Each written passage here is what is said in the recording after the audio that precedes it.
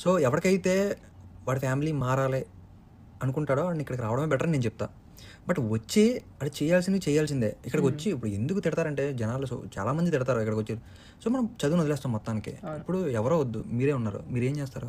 20-30 గంటలు part time చేసిన వారానికి ఎన్ని గంటలు పార్ట్ టైం చేస్తే అన్ని గంటలు చదువుతారా లేదా? అంటే మిమ్మల్ని పొగడట్లేదు నేను, బట్ ఫ్యాక్ట్ చెప్తున్నాను.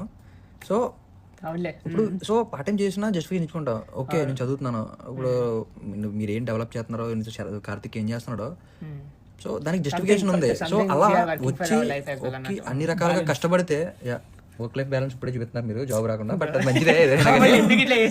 లేదు నిజమే. ఇప్పుడు నేను ఎలా అయితే మారానో ఆర్ఎస్ మారుతున్నాను, అలాగే నాలాంటి వాళ్ళు, మీ ఇద్దరు లాంటి వాళ్ళు జనాలందరూ మారాలని నా కోరిక. మారితే ఇది పాడ్కాస్ట్ అది మాత్రం కరెక్ట్.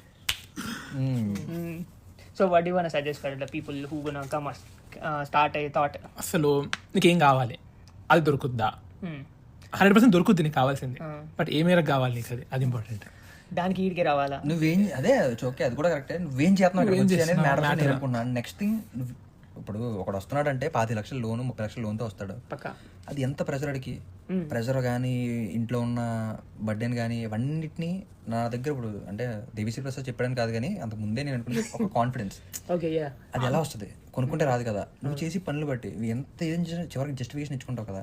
సో నీకు స్టఫ్ ఉంది, సో నువ్వు ఏదైనా చేయగలవు అని నమ్మకుంటే ఆబ్వియస్ కాన్ఫిడెన్స్ ఉంటుంది. నీకు అప్పు కట్టుకుంది, నేను జాబ్ కొడతాను, ₹1,00,00,000 జాబ్ కొడతాను ఖచ్చితంగా, సో నేను కట్టుకుంటాను. అది ఇప్పుడు వస్తుంది, నోటు ఉత్తి మాట కదా, అది నీ బుద్ధిలో దమ్ముంటేనే వస్తుంది అది ఖచ్చితంగా.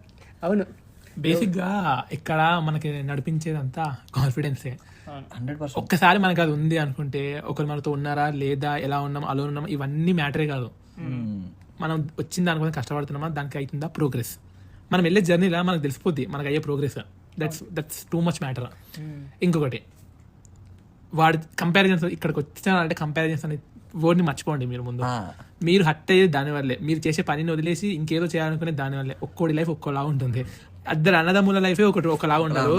ఇలా అంత తెలియని వాళ్ళతో ఉండాలని మీరు అనుకోవడం తప్పు, అది అవ్వదు. దాని వైపు మాత్రం పోకండి, వెళ్తే మాత్రం అది మనం ఖచ్చితంగా ఇంకొక పోడ్కాస్ట్ లో దీని మీద ఫోకస్ చేస్తూ కవర్ చేద్దాం ఖచ్చితంగా. ఒకసారి అయితే ఇది కూడా ఫోకస్ చేయాలేమో. Like what I want add ఏదంటే, friends matters a lot. Friends అంటే హూ ఆర్ నాట్ ఎంజాయ్మెంట్ అంటే ఇదిరా అనే ఫ్రెండ్స్ కాదు, who will show you a way, like ఇదిరా లైఫ్, లైక్ లైఫ్ అంటే ఇలా బతకాలి అని చూపించే ఫ్రెండ్స్ పెట్టుకోవడం చాలా బెటర్.